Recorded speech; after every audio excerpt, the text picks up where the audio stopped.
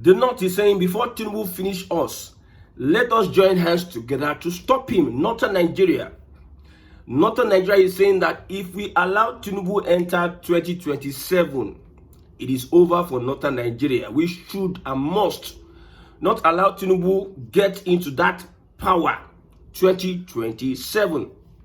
You see, the recent moves by Tinubu to unite Southern Nigeria is one thing that has put Northern Nigeria on its feet. They are afraid, they are shaky, they are fidgeting over the move by Tinubu to unite the Southern structure.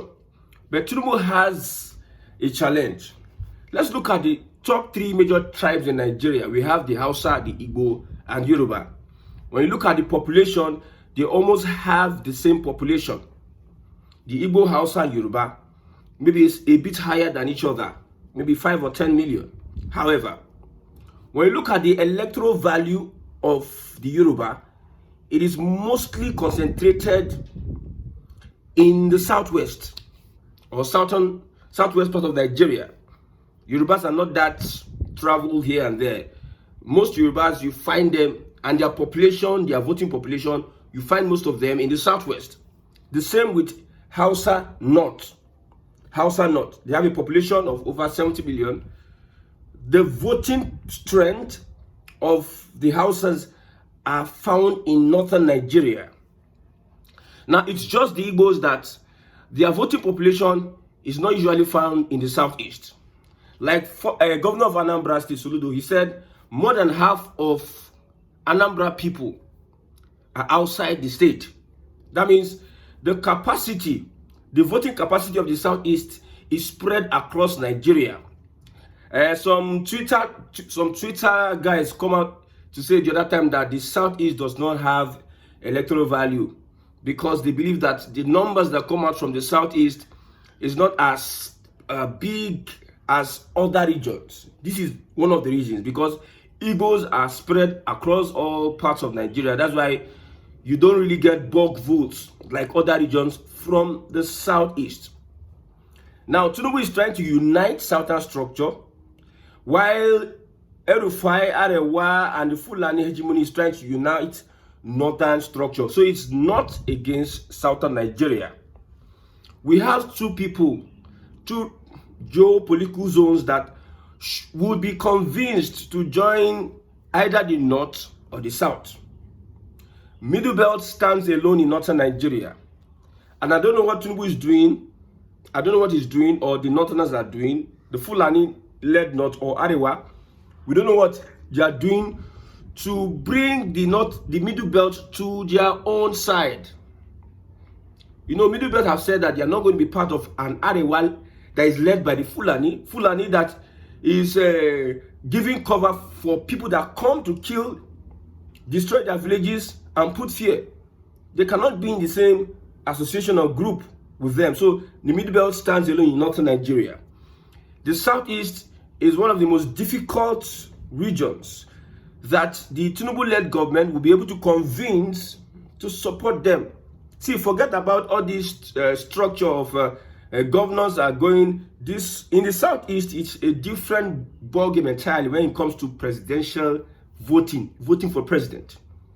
Is a different ball game entirely. And one of the greatest undoing of Tinubu is for him to allow people, or, you know, every election cycle, you see ballot snatching, INEC will do this. We know that politicians don't like free and fair elections. And if Tinubu will be able to run a free and fair election in the southeast, my brother, he's not going to get votes. So an average southeasterner doesn't like the party APC. But they are spread all over Nigeria. Let's assume that Hausas have 20 million voting capacity. Let's assume also the Southwest have 20 million voting capacity. Because when you look at the population, they are almost in the same range. Let's also say the Southeasterners have the 20 million voting capacity. Because if somebody comes out to say today, no Southeasterner should not vote for a particular party, you might not see the result in Southeast, but Southeasterners in Lagos State, Southeasterners in Kano, Katsina, everybody will have to stay put and not vote. Yes, everybody will have to stay put and not vote. If somebody also comes out to say, Southeast, let's vote for a particular person spread across Nigeria, they will come out and vote. So one of the most difficult regions, geopolitical zones, that might not be easy for Bola Ahmed Tinubu to bring to his side is the Middle Belt and the Southeast. Now, you see Ojus Okalu, the other day, came out to say that, what I didn't say that Tinubu is angry with Alex Oti, or the choice of people, of the governor, the mandate of the people voting for Alex Oti. He said that Tinubu is angry with the performance of APC in the state. That means everybody closer to the president, or anybody in the APC, any political person in the APC closer to the president from a particular region might be given a task. So maybe I'm the president and I tell you, you from the Middle Belt, Akume, see, I don't like what is happening in the Middle Belt. APC is not gaining traction in the Middle Belt. We need to increase it. So it seems the president is giving everybody tax. You, Ojus Okalu, look at your state, Abia State. If you cannot make sure APC, you, Ojus Okalu, Benjamin Kalu, the two Kalu, you should make sure that APC gains ground in Abia State. If you are going to get any favors from me, because that's how Nigerian politics is being played. Nigerian politics is, if you join my camp, I'm going to give you access to some things. So a president is not the president for every other political party. A president is for the APC people. Because Benjamin Kalu started this and said that he cannot be a number 1 person in the country and his state belongs to another party. Number 5 person in the country is Nigeria an APC state. Should Nigeria be a one-party state? That tells you that these people are giving mandates to go and fulfill. So their counterparts that have APC influence their state will be getting more from the president than those people that APC is not performing in their state. So our Igbo politicians that are closer to the president, you may find it very hard to get your favors from Bola Ahmed Tinubu, because it takes a lot of extraordinary campaign for an APC person to convince the people of the Southeast to align. That is even impossible. Let's put that aside. Let's focus on Northern Nigeria. The last time we had an election, 2023, Tinubu won with Northern votes. Tinubu won with Northern votes. He lost Southern votes. Obi won Southern votes. Southern Nigeria, I mean, Southern votes. Even the Okowa that they camped, when he was even the vice presidential candidate of the PDP that polled second during the last election, his state, P2B, won that state. You see this wiki of a person, he goes and stands in the church and they give him mic. Looking at what transpired in the election, man self no say this guy did a lot of havoc. People died. Coppers, I saw one video, one bloody video in River State, because somebody wanted to thwart the will of the people, and that person will go to church and will give him mic to speak. And you say, so Labour Party evidently won in River State. Despite the fact that we had somebody who was there, they used their power to thwart everything. So Southern Nigeria, Tinubu lost Southern Nigeria, won in Northern Nigeria. But now the Northerners have said, we are resolute. Forget this online noise that people are doing. We are resolute on making sure that we do not support the presidency of Bola Ahmed Tinubu. We will not support him come 2027. So some people around President Tinubu may have been advising him to bring the Southern Nigeria together. And what we can do in Northern Nigeria is to find a way to win over Middle Belt and also some of our interests in the other parts of the North that are resolute and say they don't want to support your administration.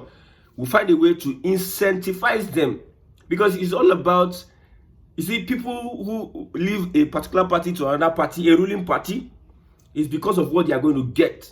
And Tinubu is someone that is ready to give you what he can offer you that you want for you to join his train so that he can build his political dynasty. I've told you before, number one on Tinubu's mind is not good governance. That is my own perspective, speculation. Because I see his actions day by day. He's focused on solidifying his political base and making sure that the coast is clear for him to complete 8 years as a president. First, if that one is assured, then you can talk about him looking at passing laws and bills that will help his Yoruba brothers stand very well, gidigba. Then every other person will get the crumbs. And also restructure Nigeria from the bondage of the Fulani. The Fulani also have realized this. That's why they are mobilizing as many people they can mobilize around northern Nigeria to make sure that the North does not vote for Tinubu's administration. So they are saying, northern Nigeria is saying that before Tinubu finish us, we must all come together and join hands together and stop him. I have said this before, I will say it again. If Tinubu enters 2027, that is when North will understand that nobody should be bragging in this mere geographical expression. You cannot be bragging that the North will do this, the North will do that. A Southern has come out to show you people that all this your bragging does not hold water. If Tinubu enters 2027, then you understand that politics pass politics. Although I respect Northern Nigeria on how they play politics, because they use illiteracy. See how politics works in Nigeria. There is a class, political class. There's a religious class, and there are other people. They use the political class, incentivize or activate the religious class to use religion to brainwash the other people, and they are pushing an agenda. So who are those that are going to be moving and fighting and doing the physical work? Are the people in the guise of freedom fighters, whether they be bandits or Boko Haram or Lakorawa or I don't know, the one that just surfaced in Kwara State. So the northern politicians will be drafting and be planning using their control mechanisms, which is religion in northern Nigeria. They also have their own media, BBC Hausa. What I'm about to read to you now should be one of the things that they propagate in the north, telling them that Tinubu is directly working against the progress of northern Nigeria. So they use their own media with their traditional rulers, who are also religious leaders, to use the people to fight. Southern Nigeria, Tinubu has used the template of Awarawa, which was used by Awolowo. Emilokon, Awarawa Emilokon. That is another vocabulary.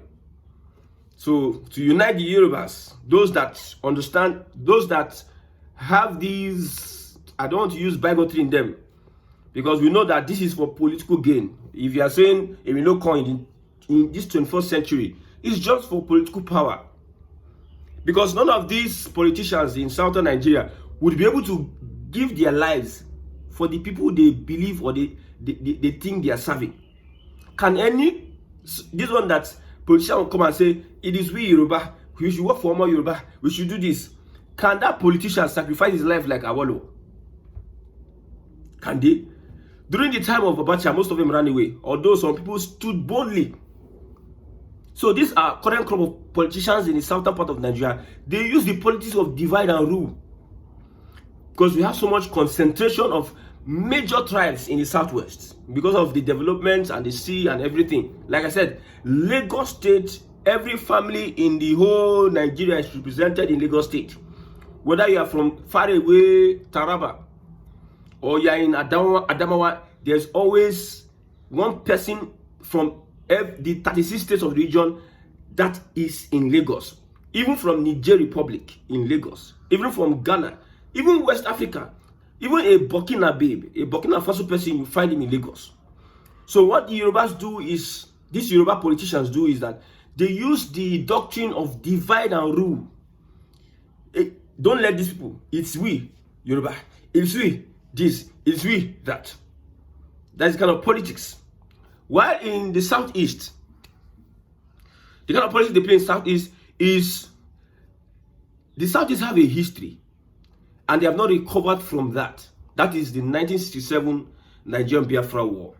So anybody that brings a sentiment of that Biafra War, people are going to follow that person.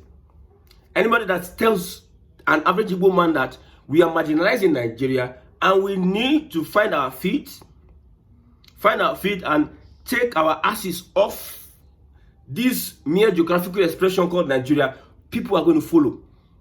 So the political activities in southern Nigeria is a bit dicey. That's why you see non-state actors are the ones pushing, moving. There's no unity politically in the Southeast. And with the sentiment of Biafra, it is very difficult for a Tinubu to convince an average Biafran man who witnessed the administration of Buhari and his sentiment for Islamization, sentiment for arresting Nnamdi Kanu and doing a lot of causing. It is under Buhari's regime. You saw the police went blackers on IPOB. People were protesting with placards. With ordinary placard, though, they did not use guns or anything. Under Buhari regime, that's when we saw operation this, operation that, operation those, operation then. The Southeast was well hit because of Buhari's administration. So because of that, an APC administration in the eyes of an average Igbo man is a no-no area. That's why you saw the massive support for a Peter Obi during the last election. So Tinubu will be uniting South-South, Southwest, but the Southeast will be very difficult for him. And for those undermining the Southeast, I just gave an analogy of the voting strength, the voting capacity. With the population of the Southeast, most of the people that vote are not in the Southeast. They are spread across the 36 states of Nigeria. They are voting, most of them are in Lagos. So if somebody is saying that the Southeast have no electoral value as alignment, they have not understood the dynamics of a Southeast voter. If somebody said, okay, I think it's Kanayo came the other time. Kanayo or Konkwo came the other time and said, no, not Kanayo, I think it's Okonkwo or Kanayo, maybe one of them, came and said, Southeast have 30 million voters. And some people thought that he's trying to play Igbotika because of the people are undermining the voting power and strength of the Southeast. That's why he says so. So the challenge for Tinubu now is that he won with Northern votes. The North are trying to tell you that we are no more vote for Tinubu. So what he needs to do is to actualize and bring together the Southern structure. How do you bring together the Igbo structure? Now, look at Tinubu's government, look at appointments. Look at the campaign of hate and division. So it will be difficult for Tinubu to bring together votes from the Southeast. Because if he's going to be president, anywhere an Igbo man is, if he loves you, he will vote for you wherever he is. Wherever he is.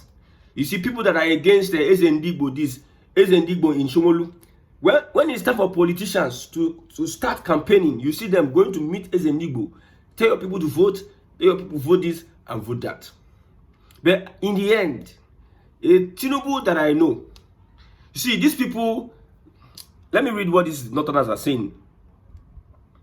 Before Tinubu finish us, let us come together. Okay?